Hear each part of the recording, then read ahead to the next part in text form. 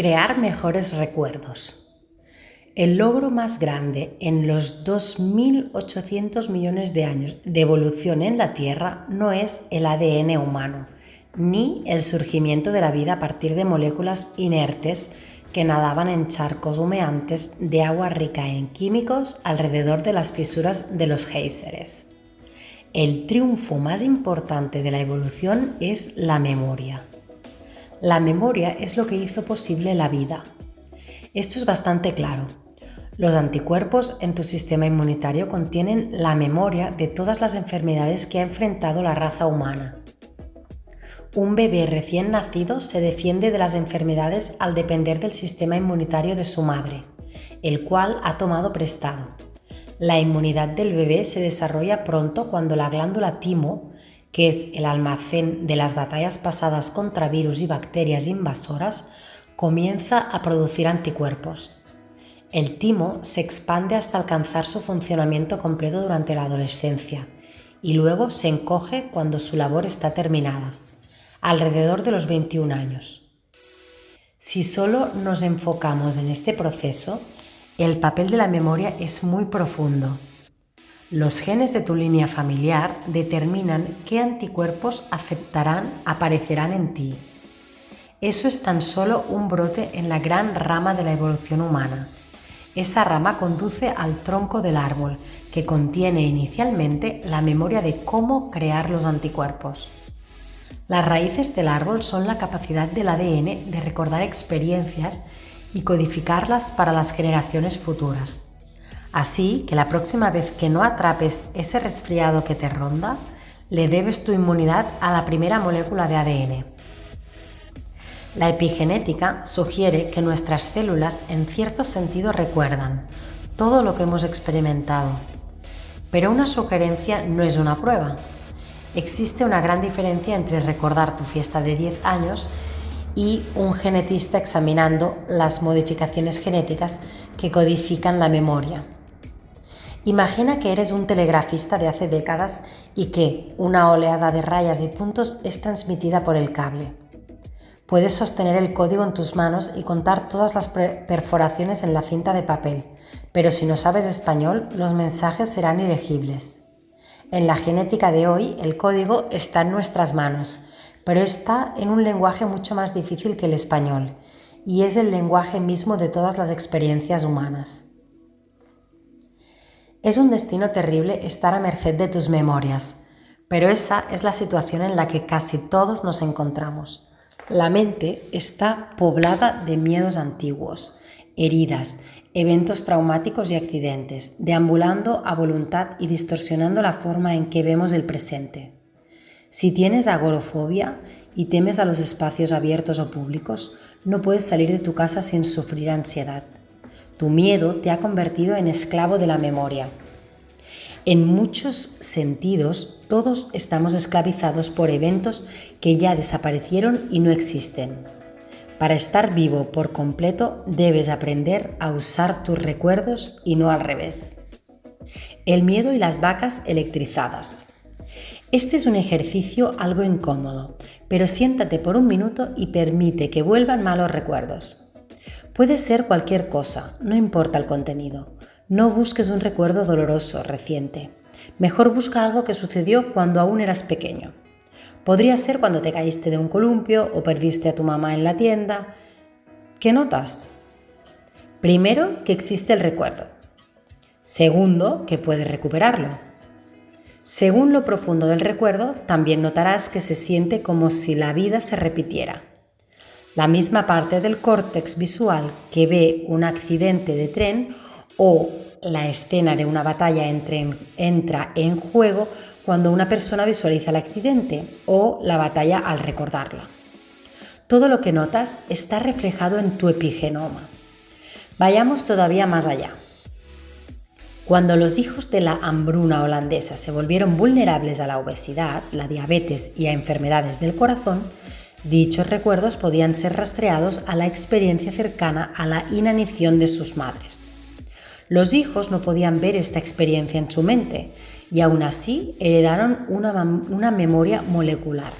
Un impresionante estudio publicado en 2014 en la revista de alto impacto Nature Neuroscience añadió nueva evidencia sobre el efecto de la memoria en el ADN. Solo que en este caso el eje no fue la dieta, sino el miedo. En este estudio los científicos entrenaron ratones para temer el aroma de la acetofenona química, que es agradable como azahar y cereza, al darles electrochoques leves cada vez que se les inducía el olor. Los choques produjeron una reacción de estrés en los ratones, la cual se observó en su comportamiento nervioso y tembloroso. Después de un tiempo ya no fue necesario aplicar los choques. Tan solo oler la acetofenona era suficiente para producir la reacción de estrés. Un productor de películas de terror puede hacer casi lo mismo al mostrar una habitación oscura y el sonido de una puerta que rechina. Los ojos de la heroína se encienden con miedo y ¿qué sucede en la audiencia? Estas imágenes y sonidos inofensivos producen la anticipación de que algo horrible está por suceder. La evidencia de la respuesta de estrés aparecerá en casi todos los espectadores. Pero el estudio de ratones que asoció un olor inofensivo con un electrochoque fue más allá. Este miedo adquirido en la edad adulta fue heredado a los hijos de los ratones e incluso a la siguiente generación. Los hijos y los nietos de los ratones condicionados al miedo nunca antes habían experimentado la fragancia de la acetofenona, pero temblaban al momento de olerla solo porque sus padres fueron condicionados a asociar el aroma con dolor. Los investigadores analizaron entonces el gen que produce el receptor de proteína necesario para oler el químico y encontraron que había sido modificado epigenéticamente por metilación. La sabiduría popular ha sabido de este fenómeno desde siempre, expresado en una frase sabia de Mark Twain. Si un gato se sienta en una estufa caliente, no se volverá a sentar en una estufa caliente y tampoco se sentará en una fría. De la misma forma, la sabiduría detrás de volverte a subir a un caballo después de caer está basada en el conocimiento instintivo de que el miedo puede provocar una impresión duradera a menos que la contrarrestes lo más pronto posible. Por supuesto, este tipo de condicionamiento está mediado por los recuerdos conservados por las redes neuronales en tu cerebro. Las mismas experiencias pueden modificar químicamente tu genoma para crear una memoria molecular paralela. Hemos repetido varias veces que el ADN es responsable tanto de la estabilidad como del cambio. Ahora hemos llegado a un nuevo giro inesperado. ¿Cómo es que nuestro cerebro y genes determinan la diferencia entre el peligro real, una estufa caliente, y el peligro imaginario, una estufa fría? Parece que los animales no lo hacen, como lo demuestran estudios de ganado entrenado con vallas eléctricas. El primer paso es encerrar al ganado en un corral pequeño rodeado por una valla eléctrica, que da un toque inofensivo si se toca. La corriente eléctrica corre por un alambre delgado. Después de un día y a veces tan solo una hora, las vacas electrizadas han aprendido a evitar la valla. Entonces pueden ser liberadas en un área de pastoreo rodeado por un solo alambre. Aunque el ganado podría vencer esa barrera con facilidad, entrenarlas con un alambre electrificado las mantiene dentro. Así, el antiguo principio de confinar físicamente a las vacas con barreras como rejas es cambiado por una barrera psicológica. Resulta difícil para los granjeros mayores aceptar que una valla psicológica puede ser más poderosa que una física, pero en experimentos en que las vacas hambrientas fueron separadas de una paca de heno por un solo alambre electrificado, se observó que no traspasaban la barrera para ir por la comida. ¿Es heredable esta forma de entrenamiento psicológico? Parece que sí, como lo evidencia una vez más el ganado. Para evitar que deambule por el camino, los granjeros instalan rejas por lo regular de acero con huecos entre las barras, pero al parecer las rejas como tales no son necesarias. Pueden ser estimuladas con rejas falsas como lo describió Rupert Sheldrake, un biólogo británico famoso por su pensamiento e investigación aventureros. Este rasgo lo ha convertido en un pensador revolucionario, un rebelde audaz, un caso atípico de la biología convencional, o bien alguien demasiado crédulo de los fenómenos misteriosos según el punto de vista desde el cual se mire. Apreciamos muchísimo su intrepidez. En un artículo de 1988 en la revista New Science, Sheldrake escribe: los granjeros a lo largo del oeste americano han descubierto que pueden ahorrar dinero en rejas para el ganado al usar rejas falsas que consisten en rayas pintadas sobre el camino. No es físicamente posible que el ganado camine sobre las rejas reales, pero no suele intentar cruzarlas, las evitan. Las rejas ilusorias funcionan como las reales. Cuando el ganado se acerca a ellas, frenan con las 4 patas, como me lo expresó un granjero. Aunque Sheldrake se percató de este fenómeno por sus amigos americanos que visitaba en Nevada, las implicaciones resonaron en él. Por varias décadas, Sheldrake había sido una voz casi solitaria que proponía que los recuerdos pueden ser transmitidos de una generación a la siguiente. Sin importarle la ridiculización por parte de los viejos genetistas, esto sucedió mucho antes del nacimiento de la epigenética. Escribió libros visionarios como Una nueva ciencia de la vida, 1981, y La presencia del pasado, 1988, para reunir la evidencia creciente de que la herencia a través de las generaciones era real. Todavía se encuentran entre los libros más fascinantes y reveladores en el tema de la memoria como la mayor fuerza en la evolución, como explica Sheldrake. De acuerdo con mi hipótesis, los organismos heredan hábitos de miembros anteriores de su especie.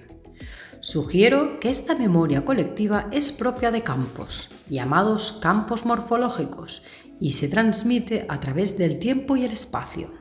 Desde este punto de vista, el ganado que se enfrentó por primera vez a las rejas o con cosas que parecían rejas, tendió a evitarlas debido a la herencia de otro ganado que había aprendido por experiencia a no intentar cruzarlas. Un escéptico protestaría diciendo que seguro existen otras explicaciones más convencionales. Podría ser que las vacas no heredan la tendencia a evitar las rejas, sino que la adquieren de forma individual por medio de la exposición dolorosa a las rejas reales, o la obtienen de alguna forma de los miembros más experimentados del rebaño. Sheldrake responde: este no parece ser el caso. Los granjeros me han dicho que los rebaños que no han sido expuestos antes a las rejas reales evitan las rejas falsas. Esto también ha sido descubierto por investigadores en los departamentos de ciencia animal en la Universidad Estatal de Colorado y la Universidad Agrícola y Mecánica de Texas, con los cuales he tenido comunicación. Ted Friend, de la Universidad Agrícola y Mecánica de Texas, ha medido la respuesta de varios cientos de cabezas de ganado a las rejas pintadas y ha encontrado que los animales inexpertos las evitan tanto como aquellos que estuvieron expuestos previamente a las rejas reales. ¿Es esto posible también en humanos?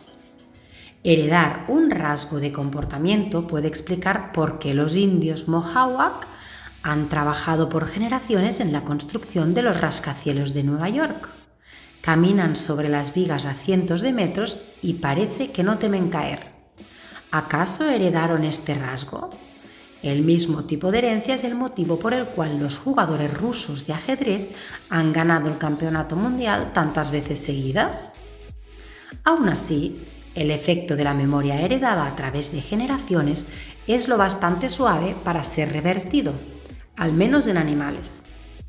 Al escribir sobre el ganado que evita las rejas falsas, Sheldrake dice: sin embargo, el hechizo de una reja falsa puede ser roto.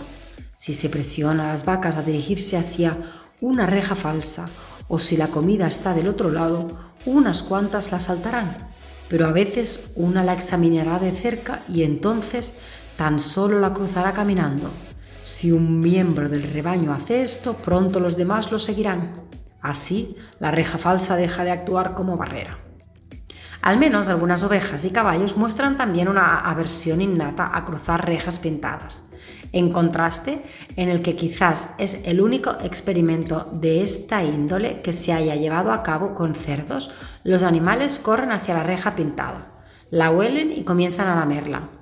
Los investigadores de Texas usaron una pintura lavable a base de agua con una base de harina y huevo. Notar estos aspectos de la memoria es fácil. En nuestra mente todos somos viajeros expertos en el tiempo. Pero así como tenemos habilidad para almacenar un recuerdo y evocarlo, somos bastante malos para borrar los malos recuerdos. Los recuerdos son pegajosos.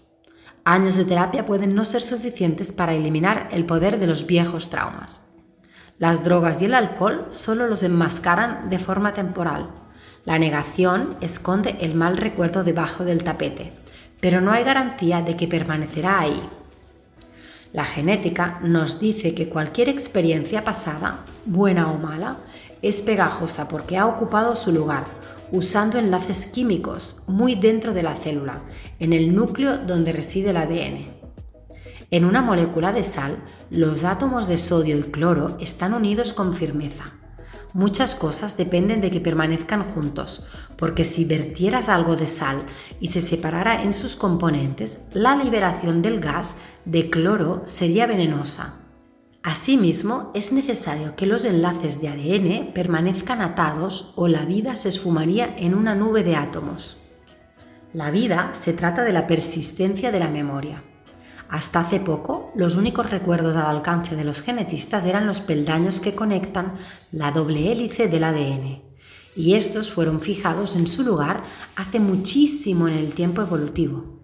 Sin embargo, la epigenética utiliza ahora la química para crear memorias genéticas de experiencias pasadas, que son mucho más recientes e íntimas que las memorias de 2.800 millones de años de edad que construyeron la molécula del ADN originalmente.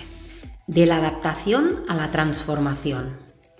La genética ya está muy encaminada con su revolución actual, pero ¿cómo impacta nuestra vida diaria? Simplemente por medio de la adaptación. Los dinosaurios se adaptaron tan bien a su entorno que dominaron la vida en la Tierra como los mayores predadores. Cruzaron la barrera climática y migraron a zonas más frías que ahora se encuentran en el Ártico, debido al movimiento de las placas tectónicas. Algunos dinosaurios eran vegetarianos y otros carnívoros, pero si bien su capacidad de adaptación era magnífica, un cataclismo los destruyó. Un meteoro gigante chocó con la Tierra, en lo que se cree que es ahora la región de Yucatán, en México, y de la noche a la mañana causó un cambio climático. El polvo generado por el impacto nubló el sol en todo el planeta, la temperatura bajó de forma precipitada y el ADN de los dinosaurios no tuvo tiempo de cambiar. ¿O sí lo hizo? Algunos reptiles de la actualidad sobreviven en climas gélidos al hibernar durante el invierno, lo cual permite a las víboras vivir en Nueva Inglaterra, por ejemplo.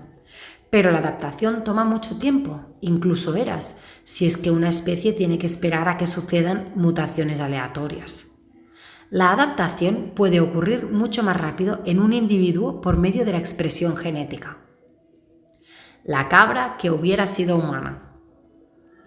En 1942, un veterinario y anatomista holandés llamado E.J. Sligper reportó sobre una cabra nacida en la década del 1920 sin patas delanteras funcionales. La cabrita se adaptó a su desafortunada condición al aprender cómo brincar como canguro, con sus patas traseras. La cabra sobrevivió un año antes de morir de manera accidental. Cuando Sligper realizó la autopsia, se llevó varias sorpresas. Los huesos de las patas traseras de la cabra se habían alargado.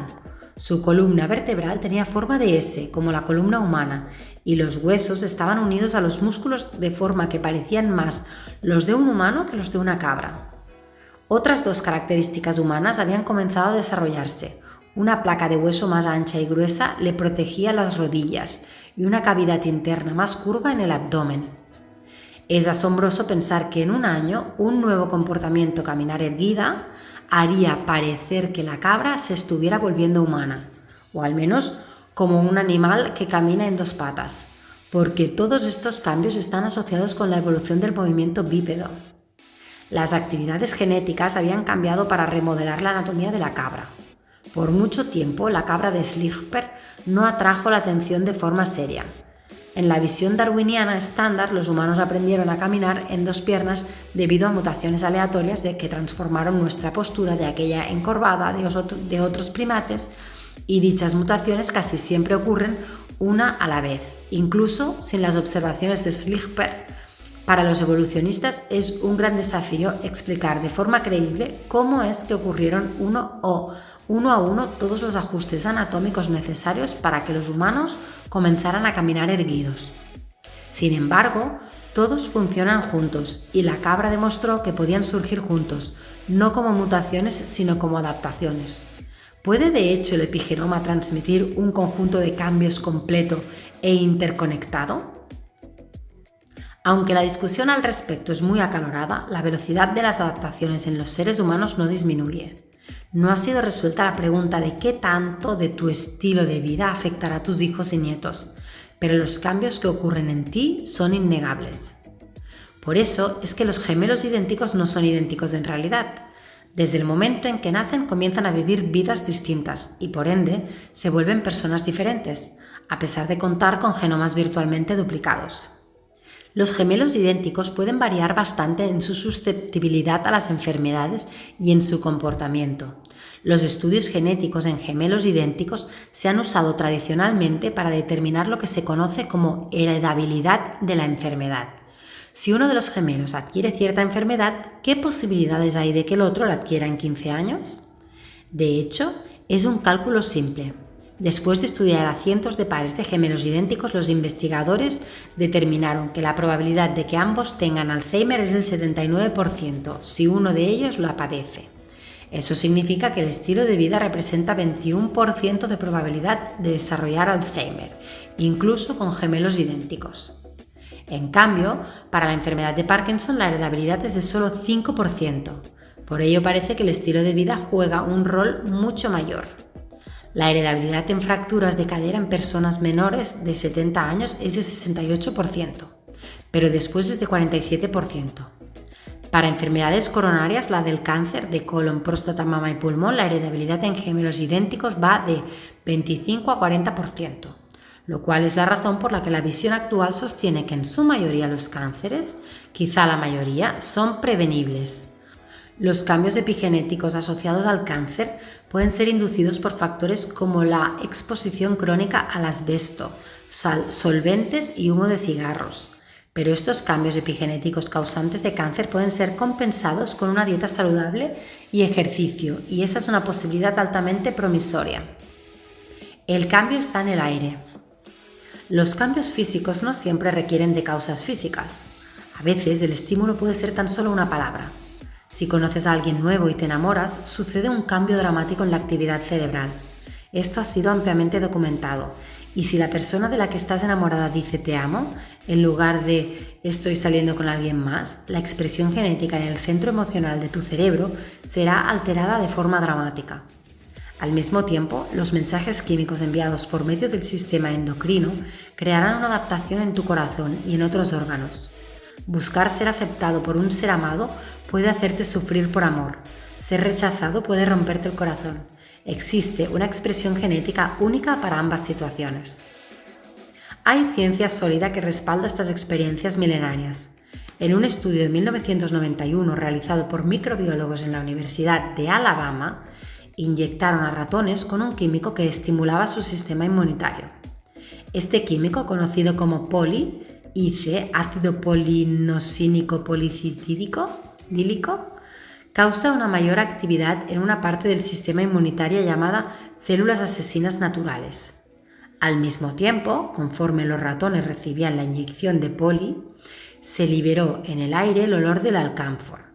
Se entrenó rápido a los ratones a asociar las dos cosas y después una cantidad mínima de poli era suficiente para estimular las células asesinas naturales de los ratones mientras el olor del alcanfor estuviera en el aire.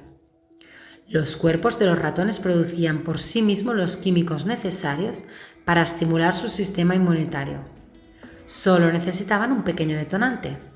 Este es un descubrimiento impactante porque muestra que los genes pueden adaptarse en una dirección específica con muy poca motivación. Las moléculas de alcanfor que van de la nariz hacia el cerebro de un ratón no tienen efecto en el sistema inmunitario. Fue la asociación con el alcanfor lo que creó el efecto. Hemos avanzado un paso más allá de las vacas electrizadas, cuyo comportamiento fue cambiado por el recuerdo del dolor al sentir los toques eléctricos. Los ratones no aprendieron de forma consciente.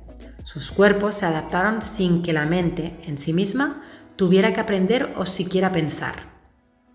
Los seres humanos podemos pensar, por supuesto, pero nuestro cuerpo está siendo afectado sin cesar, aun cuando no somos conscientes de ello.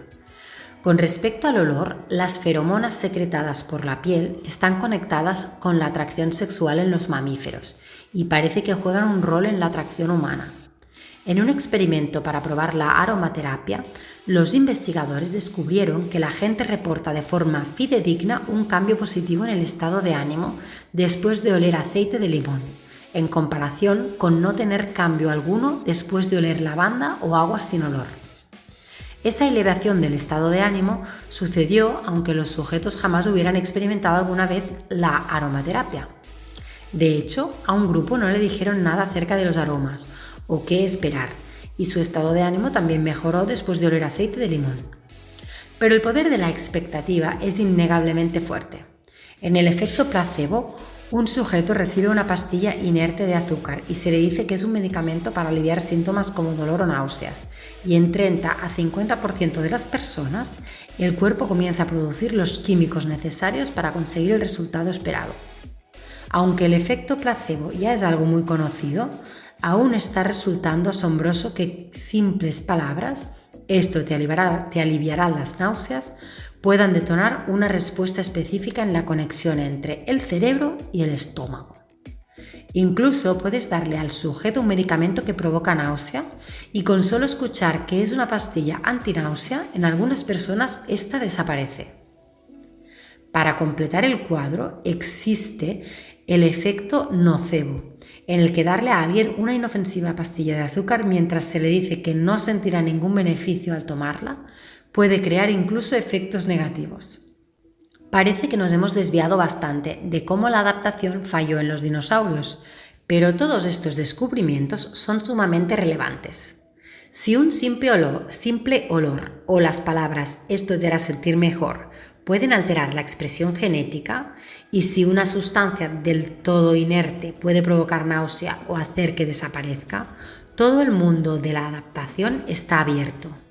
En vez de ser como los perros de Pavlov, que salivaban cada vez que escuchaban una campana asociada con la hora de comer, los humanos insertamos otro paso: la interpretación. No existe ningún tipo de interpretación en un ratón entrenado para asociar el alcanfor con una respuesta más fuerte del sistema inmunitario. El estímulo conduce a la respuesta, pero todos los intentos por entrenar el comportamiento humano tienen una probabilidad de fallar de al menos 50-50. Los incentivos positivos como el dinero, el poder y el placer afectan a todos, pero siempre hay una persona que se niega y se aleja. Los incentivos negativos como el castigo físico, la intimidación y la extorsión es muy probable que logren que la gente haga lo que sus verdugos desean, pero siempre hay quienes se resisten y no ceden. Entre el estímulo y la respuesta está la mente consciente y su capacidad para interpretar la situación y responder de acuerdo con ella. Así que lo que tenemos es un circuito de retroalimentación que funciona con cada experiencia. Existe un evento detonante, A, que conduce a la interpretación mental, B, que resulta en la respuesta, C. Esta respuesta es recordada por la mente y la próxima vez que surja el mismo evento A, la respuesta no será exactamente la misma. Este circuito de retroalimentación es una conversación interminable entre la mente, el cuerpo y el mundo exterior. Nos adaptamos rápido y de manera constante.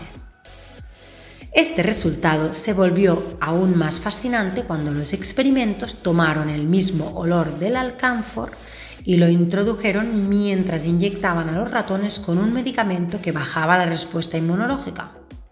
Una vez más, después de un tiempo, solo fue necesario el olor del alcanfor para afectar la respuesta inmunológica de los ratones. En otras palabras, el mismo estímulo, el alcanfor, puede inducir una respuesta específica y su opuesto exacto. Adaptarse primero, mutar después. A pesar de la creciente base de evidencia que apoya la epigenética, algunos biólogos evolucionistas no pueden evitar insistir en que la evolución de nuestra especie es por completo azarosa y está basada tan solo en la selección natural. Insinuar siquiera que quizá existe algún programa epigenético altamente interactivo que dirige la evolución de nuestra especie puede provocar que muchos biólogos evolucionistas acérrimos echen espuma por la boca y te etiqueten como un creacionista que divulga nociones de diseño inteligente. Sin duda, no estamos sugiriendo un diseño inteligente. Sin embargo, al considerar la evidencia cada vez mayor de los efectos de la epigenética en la salud general, es momento de considerar de forma seria lo que la nueva genética nos enseña acerca de nuestra propia evolución. Los descubrimientos actuales pueden hacer una diferencia de vida o muerte. A lo largo de casi 3 décadas en la Universidad del Estado de Ohio, la profesora Janice Kickold-Glasser y sus colegas han examinado los efectos del estrés crónico en el sistema inmunitario. El panorama general ya era bien conocido. Si eres sometido a estrés continuo, baja la resistencia a la enfermedad. Además, corres el riesgo de desarrollar trastornos como cardiopatías e hipertensión. Pero la gente está mucho menos familiarizada con los peligros del estrés cotidiano, del tipo que no nos gusta pero sentimos que debemos soportar. El grupo de Kickold-Glasser observó una especie de estrés que se ha convertido en algo mucho más común recientemente. Al cuidar a alguien con Alzheimer, la generación del baby boom está siendo marginada cada vez más por tomar la responsabilidad de sus padres ancianos con Alzheimer. Y debido a que el cuidado profesional es limitado y demasiado caro, millones de hijos adultos son el último recurso para el cuidado de sus progenitores. Aunque amemos mucho a nuestros padres, cuidarlos a toda hora genera un estrés crónico serio, día tras día. Se está pagando un precio genético. Como lo reportó un sitio web de la investigación de dicha universidad, trabajo previo de otros investigadores ha demostrado que las madres que cuidan a hijos con enfermedades crónicas desarrollan cambios en sus cromosomas que equivalen a varios años de envejecimiento adicional entre ese tipo de cuidadoras. Cuando su atención se dirigió en particular a los cuidadores de personas con Alzheimer, no fue sorprendente que el equipo de Kickold-Glasser descubriera indicadores más altos de depresión y otros efectos psicológicos. Pero ellos también deseaban enfocarse en las células específicas que mostraban evidencia de cambios genéticos. Las encontraron en los telómeros de las células inmunológicas. Como recordamos, los telómeros son las tapas que van al final de una secuencia de ADN, como el punto al final de una oración. Los telómeros se deshacen conforme las células se dividen una y otra vez, lo que da un marcador para el envejecimiento.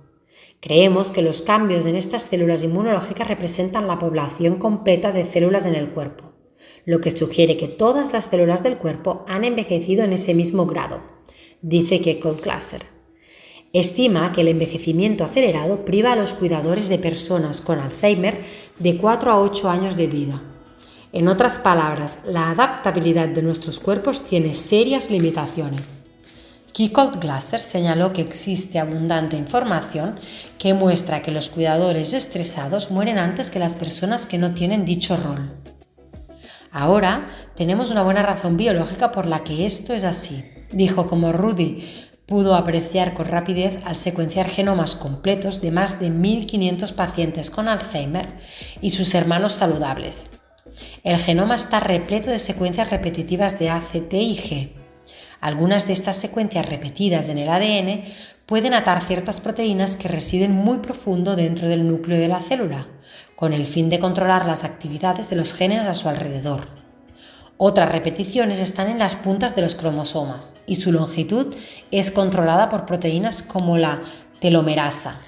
Entre más tiempo permanezcan estables las puntas de los cromosomas, reconstruidas por la telomerasa, las células sobrevivirán más tiempo. El hecho es que a lo largo de nuestra vida nos adaptamos a nuestro entorno todos los días al modificar nuestros cuerpos, incluidas modificaciones al nivel de nuestra actividad genética. Tu siguiente comida, Tu siguiente estado de ánimo, tu siguiente hora de ejercicio está modificando tu cuerpo en un flujo de cambio interminable.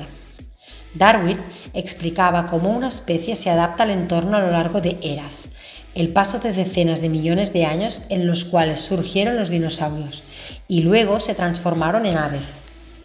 Para un darwinista estricto, las plumas usadas para volar son solo una adaptación física frente a la presión ambiental, pero de hecho nuestros genomas se adaptan en tiempo real a cada momento de nuestras vidas en la forma de actividad genética.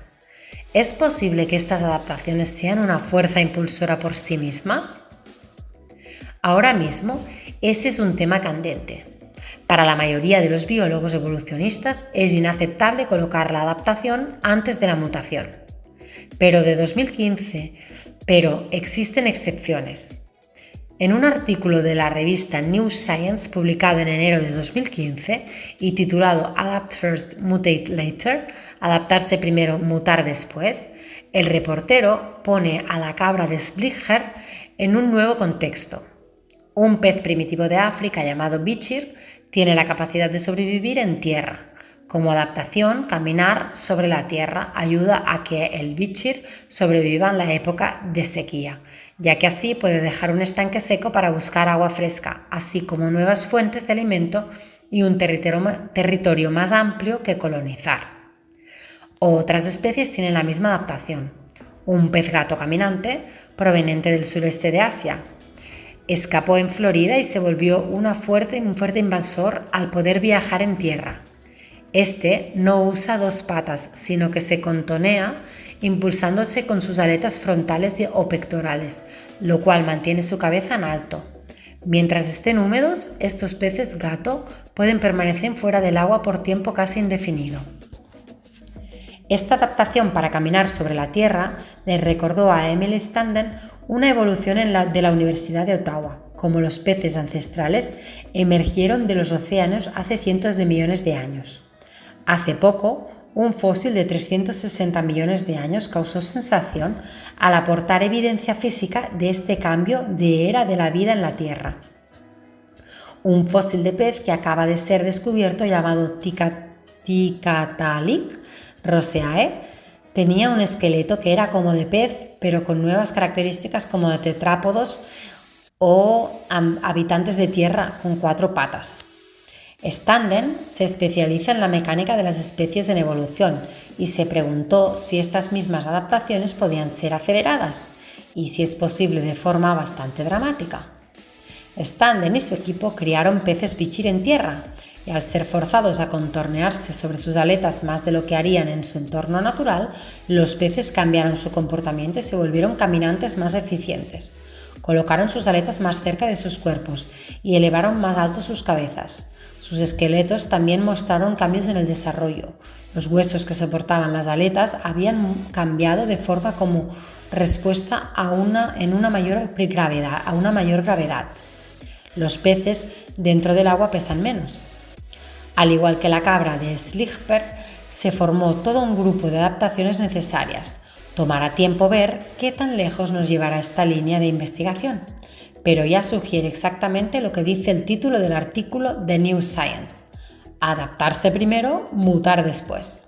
El problema de la muñeca rusa. Todo este pensamiento revisionista es bastante para tomar en cuenta, pero te aseguramos que todo conduce a algo grandioso. Resulta desconcertante reemplazar el simple modelo evolutivo de causa y efecto por una nube de influencias vagas. Lo mismo vale para tu cuerpo en este instante. Cualquier día es bombardeado por influencias, por medio de la comida, el comportamiento, la actividad mental, los 5 sentidos y todo lo que sucede en el entorno. ¿Cuál será decisivo?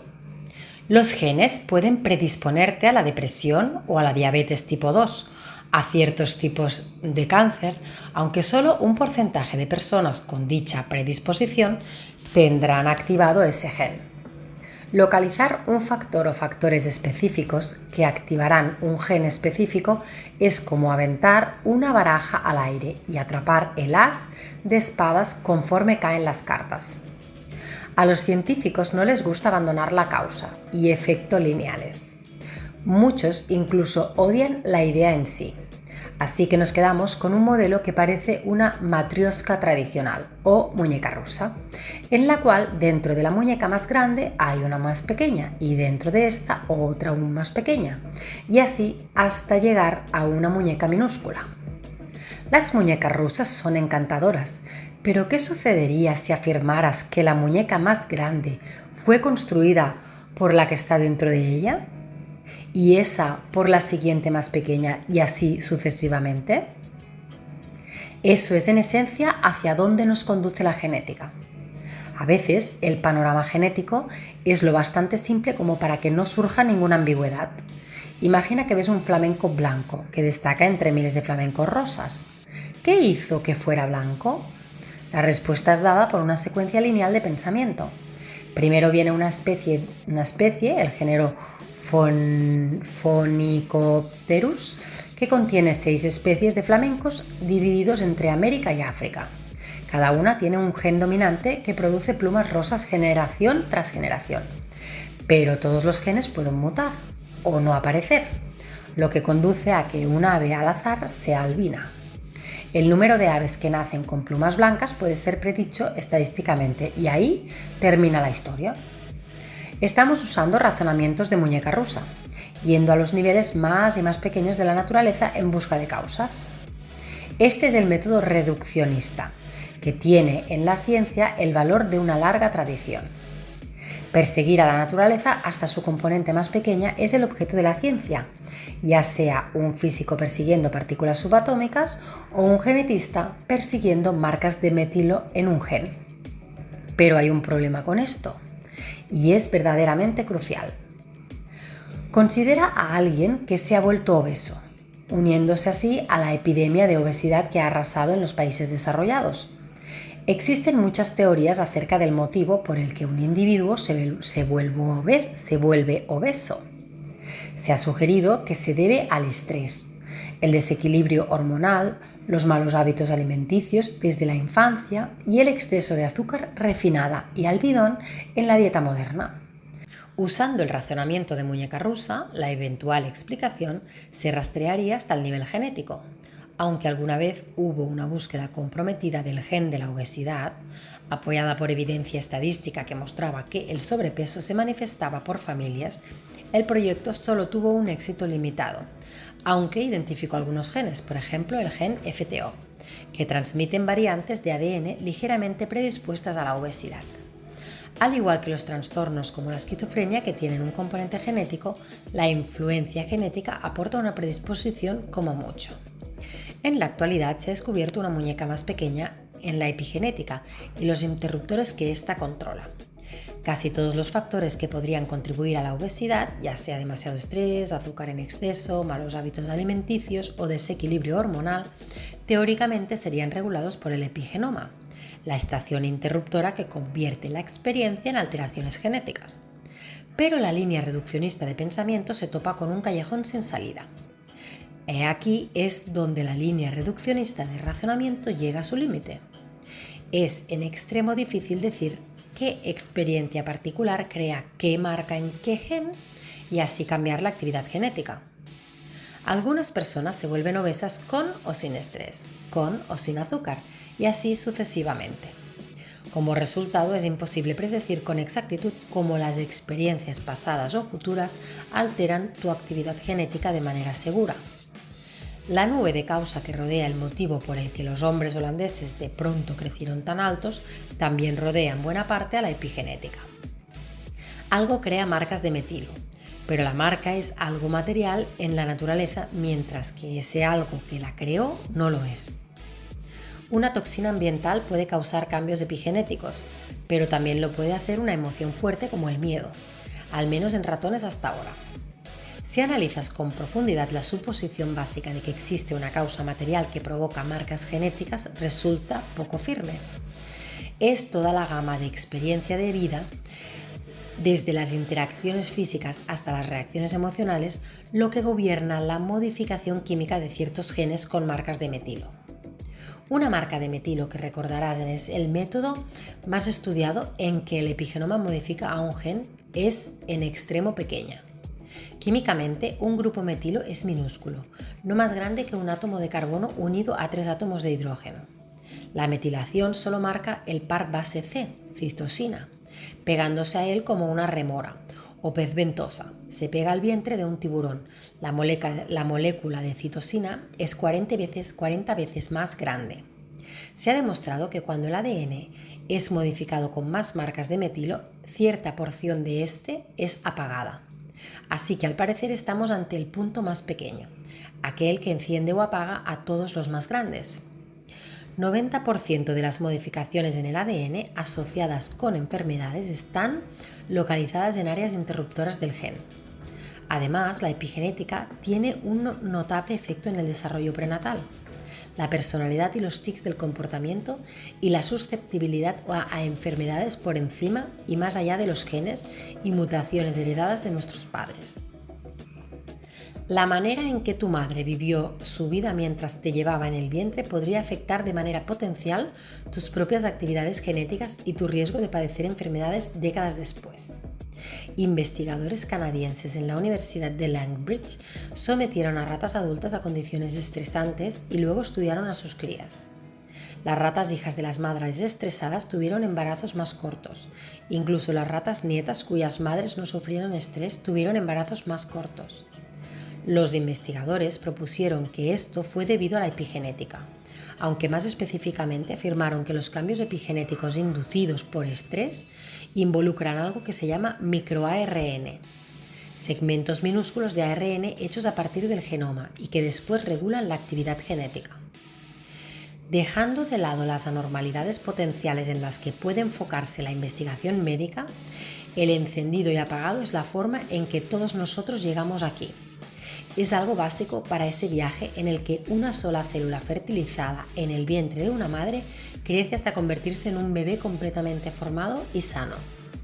Conforme esta primera célula se divide, cada célula futura contiene el mismo ADN. Pero para desarrollar a un bebé debe haber células de hígado, células de corazón, células de cerebro, etcétera, etcétera, todas diferentes unas de otras. El epigenoma y sus marcas regulan la diferencia.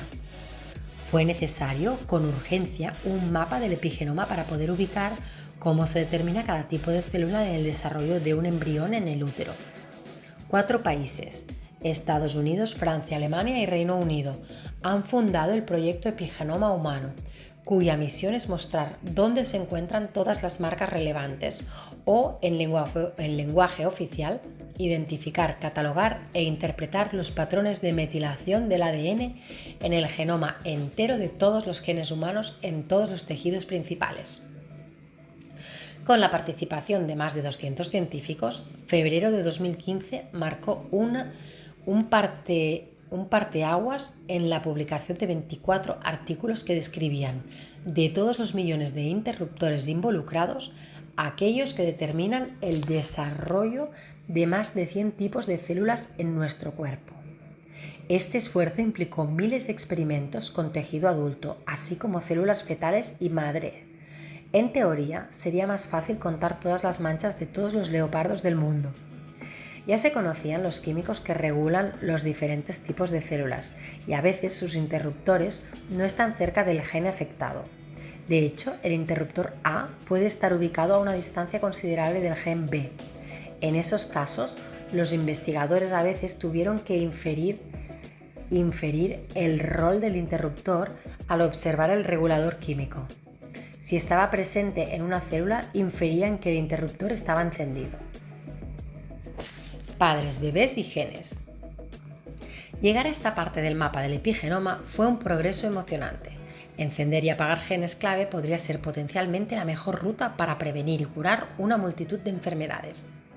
Como reconocen los investigadores, ubicar todos estos interruptores les ofrece montañas de información nueva, pero eso es solo el comienzo. En la actividad del ADN, los interruptores interactúan, forman circuitos llamados redes, incluso pueden actuar sobre los genes a distancia. Descifrar todo el sistema de circuitos no indica el motivo por el cual surge la actividad. Al igual que mapear la ubicación de cada teléfono en una ciudad no te indica qué es lo que la gente dice cuando llama. Las diferentes regiones del genoma pueden encenderse en paralelo por medio de la epigenética debido a una reorganización tridimensional del genoma, como doblar la cadena de ADN en un círculo, que acerque a dichas regiones. También está el efecto que la epigenética tiene en la vida temprana de un niño después de nacer. Este periodo es como un pivote entre la influencia epigenética de la madre y las experiencias que le pertenecen al infante. ¿Qué tan importante es la superposición entre los dos? Esta pregunta es central en temas médicos relacionados con niños y uno de ellos es la alergia a los cacahuetes. Como fue publicado en el New York Times en febrero de 2015, alrededor de 2% de los niños en Estados Unidos son alérgicos a los cacahuetes, una cifra que se ha cuadruplicado desde 1997. Nadie puede explicar por qué, pero ha habido un aumento agudo en todas las alergias en las últimas décadas, lo cual sigue siendo un misterio. Este aumento ha sucedido en todos los países occidentales. Un infante con una fuerte alergia a los cacahuetes puede morir por la exposición a un rastro mínimo de cacahuete en los alimentos. La recomendación estándar ha sido que darles mantequilla de cacahuete y otros alimentos relacionados incrementa su riesgo de desarrollar la alergia. Pero un persuasivo estudio de 2014 publicado en el New England Journal of Medicine ha puesto de cabeza a la medicina convencional. Alimentar a los niños con productos como mantequilla de cacahuete cuando son muy pequeños disminuye de forma dramática el riesgo de desarrollar alergia a los cacahuetes, concluyeron los autores del estudio.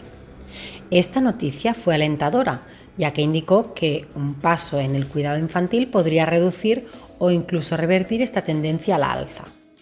El nuevo estudio se llevó a cabo en Londres, donde 530 infantes que se consideró estaban en riesgo de desarrollar alergia a los cacahuetes, por ejemplo, quizá eran alérgicos a los huevos o a la leche, fueron divididos en dos grupos.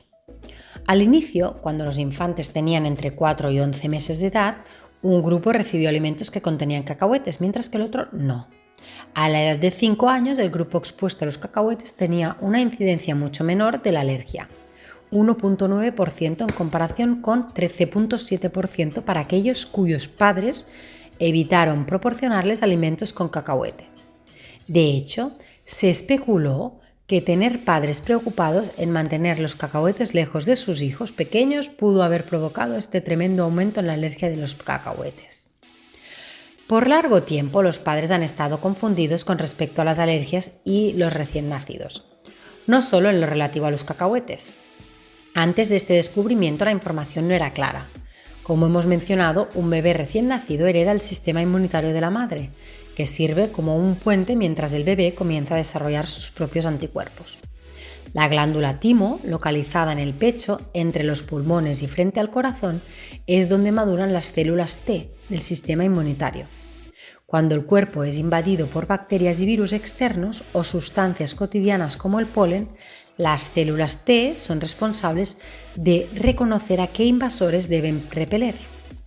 Una alergia es como un caso de identidad equivocada en el cual una sustancia inocente se identifica como enemigo, lo que conduce a una reacción alérgica creada por el cuerpo mismo, no por el invasor. El timo está en su fase más activa justo después del nacimiento y durante la infancia. Una vez que la persona ha desarrollado una dotación completa de células T, el órgano se atrofia después de la pubertad. El problema con las alergias se centra en qué tanto de nuestra inmunidad es heredada genéticamente y qué tanto es influida por el entorno después de que nacemos.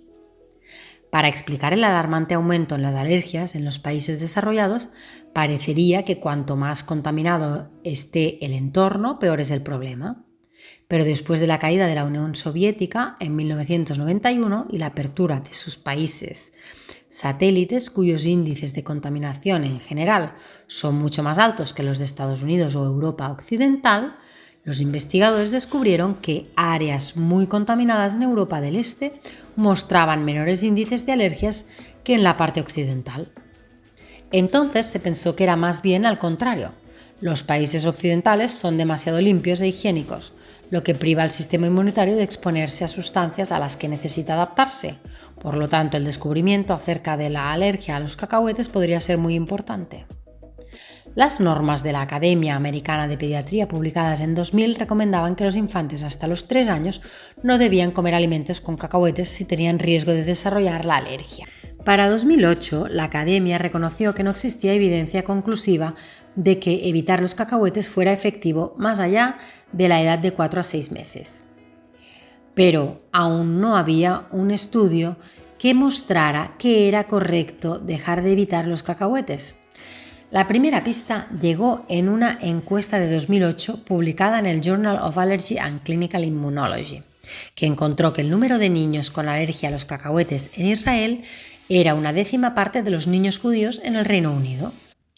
La diferencia significativa parecía ser que los niños israelíes consumen alimentos con cacahuetes durante su primer año de vida, en especial Bamba, un refrigerio popular que combina maíz inflado y mantequilla de cacahuete, mientras que los niños británicos no lo hacen si es que sus padres están preocupados por las alergias. Sin embargo, el nuevo estudio no aplica a otros alimentos, a los cuales los niños desarrollan alergias. Y 2 grandes preguntas permanecen sin responder. Primero, si los niños a quienes les dieron alimentos con cacahuetes dejaran de comerlos, ¿serían propensos a desarrollar la alergia? Esta pregunta está siendo estudiada en el seguimiento a los sujetos de estudio originales. Segundo, ¿son aplicables los resultados a los niños con bajo riesgo de alergias alimenticias?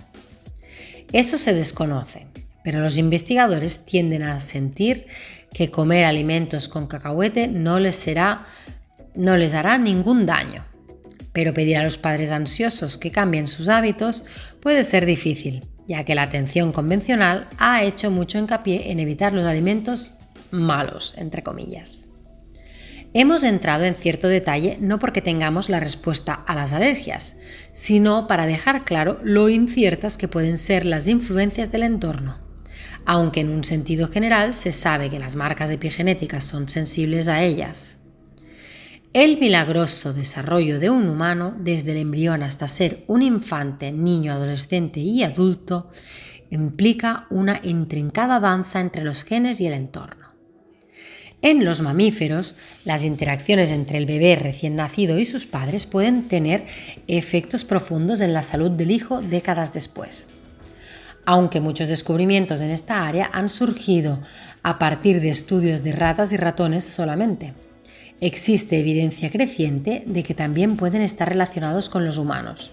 Por ejemplo, cada vez hay más evidencia de que el abuso, el abandono y el maltrato en la infancia temprana puede conducir a efectos epigenéticos en la actividad genética que afectan de manera adversa la salud física y mental más adelante en la vida. Para bien o para mal, los eventos tempranos que dan forma a los vínculos entre padres e hijos tienen efectos profundos en el desarrollo del cerebro y la personalidad del niño. Pero, ¿cómo se establecen esos vínculos? Cada vez más, los estudios muestran que las modificaciones epigenéticas de los genes del niño son responsables de ello en gran medida, guiadas por experiencias de la infancia que comienzan en los primeros días de vida. Cuando una madre actúa distante de su hijo, puede darse una respuesta hipotalámica pituitaria adrenal, HPA, disfuncional asociada con el estrés, desarrollo cognitivo disminuido y el incremento de cortisol tóxico, lo cual se mide en la saliva del niño. Algunos niños que fueron abusados mueren jóvenes y en estos casos trágicos sus cerebros pueden ser estudiados en la autopsia. La investigación de esta índole ha mostrado evidencia clara de la modificación epigenética, aumento en la metilación, del gen NR3C1, que resulta en la muerte de las células nerviosas en la región del cerebro conocida como hipocampo, que se utiliza para la memoria de corto plazo. En niños vivos, la misma modificación genética puede encontrarse en la saliva del niño abusado emocional, física y sexualmente. Este daño puede conducir a un comportamiento psicopático en el futuro. Estos descubrimientos amplían la comprensión largo tiempo mantenida de que el abuso y el abandono tienen efectos psicológicos profundos. Ahora podemos rastrear el daño a nivel celular, en busca de los cambios biológicos por debajo de estos eventos y están resultando implicadas cada vez más las rutas epigenéticas que controlan la expresión genética en el cerebro. De la misma forma, en el futuro, quizás sea posible analizar la efectividad de las terapias psicológicas o con medicamentos al ver si se han revertido los efectos negativos en el epigenoma. Ya se han hecho progresos en pruebas con animales. En 2004, un estudio en la Universidad McGill, dirigido por el Dr. Michael Meaney, neurocientífico, mostró que las ratas bebés que eran acicaladas, lamidas a menudo por sus madres, tenían un aumento en los niveles de receptores de glucocorticoides en el cerebro, lo que resultaba en una reducción del comportamiento agresivo y la ansiedad. ¿Cómo se alcanzaron estos cambios en el comportamiento? Una vez más, por medio de la epigenética.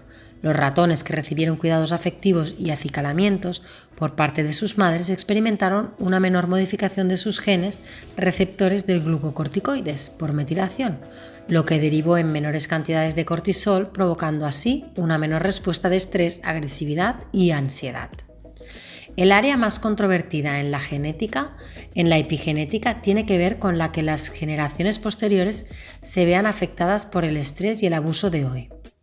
Cuando los ratones machos son separados de sus madres después de nacer, pueden sufrir ansiedad y presentar rasgos de depresión como inmovilidad que son transmitidos a las generaciones subsecuentes. Los cambios epigenéticos negativos se encuentran en el esperma de los ratones. Tras la separación de sus madres, el esperma luego sirve como vehículo de transmisión hacia las crías. Los estudios relacionados han mostrado que una gran multitud de efectos, desde una dieta pobre y el estrés, hasta la exposición a toxinas, por ejemplo pesticidas, que provocan modificaciones epigenéticas en los cerebros y el esperma de los ratones, pueden ser transmitidos a las siguientes generaciones. Un ejemplo profundo de cómo podríamos afectar a nuestra propia actividad genética proviene de un estudio salido directamente de la ciencia ficción. Un equipo suizo-francés en Zurich fue inspirado por un juego innovador llamado MindFlex, que viene con unos audífonos que reconocen ondas cerebrales de la frente y las orejas de los jugadores. Al enfocarse en una pelota ligeramente de hule espuma, el jugador puede elevarla o bajarla en una columna de aire.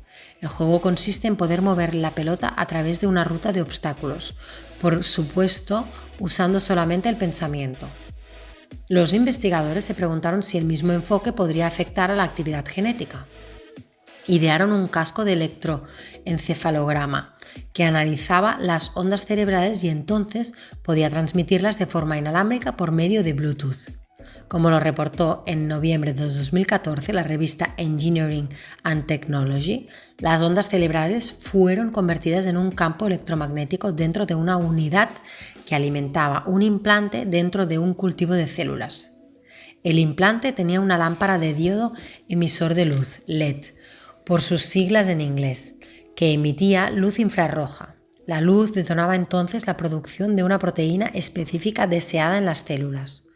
Uno de los investigadores principales comentó: controlar los genes de esta forma es completamente nuevo y es único por su simplicidad. Los investigadores usaron luz infrarroja porque no daña las células mientras que penetra en lo profundo del tejido.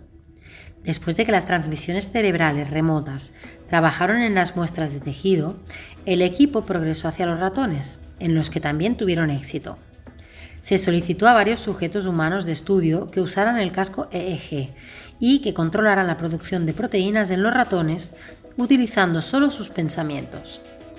De los 3 grupos, al primero se le pidió que concentrara su mente jugando Minecraft en una computadora. Como se reportó en el artículo de ENT, este grupo solo logró resultados limitados según las mediciones de concentración de la proteína en el torrente sanguíneo de los ratones. El segundo grupo, en un estado de meditación o relajación total, indujo una tasa mucho mayor de expresión proteínica. El tercer grupo, que usó el método de biofeedback, fue capaz de encender y apagar de forma consciente la luz LED implantada en el cuerpo de uno de los ratones. Más allá de las increíbles aplicaciones de la influencia directa del pensamiento sobre las actividades genéticas, Este enfoque algún día podría ser aplicado para ayudar a pacientes con epilepsia al proporcionar medicamentos al instante o encender y apagar ciertos genes por medio de implante cerebral al inicio de un ataque. Justo antes de una convulsión, el cerebro epiléptico genera un tipo de actividad cerebral particular, la cual puede ser utilizada para encender un implante genético activado por luz que emita un medicamento anticonvulsivo con rapidez. Una estrategia similar puede ser usada para tratar el dolor crónico al introducir analgésicos en el cerebro en cuanto se presenten los primeros signos de dolor. En resumen, nuestro genoma es un ensamblaje fantásticamente ágil de ADN y proteínas en constante remodelación en términos de estructura y actividad genética, y gran parte de esta remodelación parece darse como respuesta al modo en que vivimos nuestras vidas. Pero el problema de la muñeca rusa no puede ser dejado de lado por completo. Es evidente ahora que los interruptores inducidos químicamente están en la raíz del cambio en la actividad genética. Eso es indiscutible. Un cambio en la actividad genética en respuesta al estilo de vida de una persona puede ser causado por un pequeño grupo metilo atorado en un gen, dejando una marca delatora. Sin esta modificación química del gen, una célula madre podría no desarrollarse en una célula cerebral particular en vez de una célula de hígado o del corazón. De hecho, podría no desarrollarse siquiera en nada, sino solo seguirse dividiendo una y otra vez de la misma manera en que se forman los tumores cancerosos. Las marcas de metilo no solo son modificaciones químicas que apagan la actividad genética, sino que también son como notas musicales que representan la sinfonía de interacciones genéticas más complejas. Al leer las marcas como un grupo podemos obtener cierto sentido de las redes de actividad que corresponden a cómo vivimos nosotros y quizás nuestros padres y abuelos. Quizás sería posible leer directo del epigenoma las experiencias específicas implicadas, como vivir una hambruna. Tiene sentido mirar las marcas como si fueran la partitura de una sinfonía porque es necesaria una multitud de notas antes de que la música pueda ser en verdad captada. Observar solo un compás de una sinfonía solo ofrece una imagen. De la misma forma, intentar encontrar la muñeca más pequeña no te dice la historia genética completa. En genética, las marcas son descifradas químicamente, pero el paso de conectarlas a aquello que significan en términos de experiencia representa desafíos importantes. Primero, no podemos observar los cambios genéticos en tiempo real. Segundo, no podemos conectar la experiencia A al cambio genético B sin algo específico, excepto en muy pocos casos.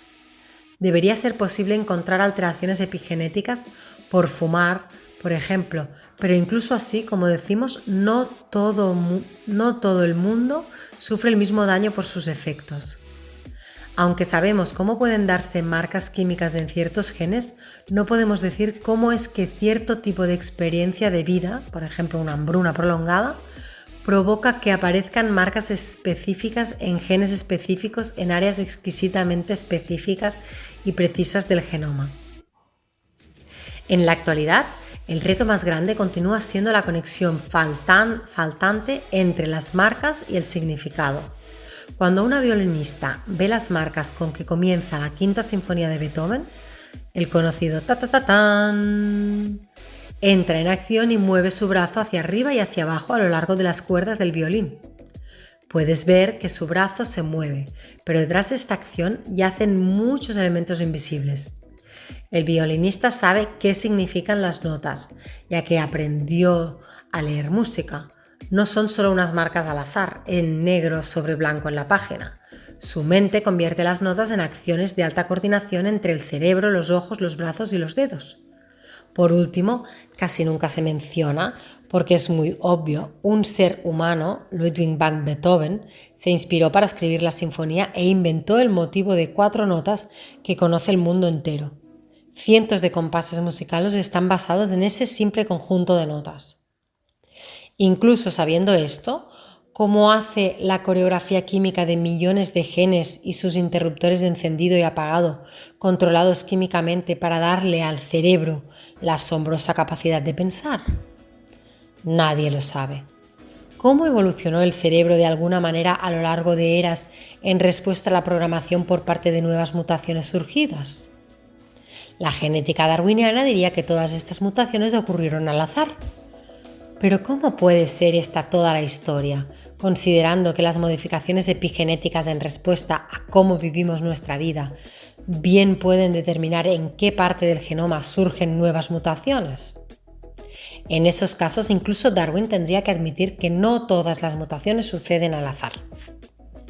Por supuesto, Darwin no podía tener idea de la epigenética en su tiempo, pero ¿y si lo hubiera sabido?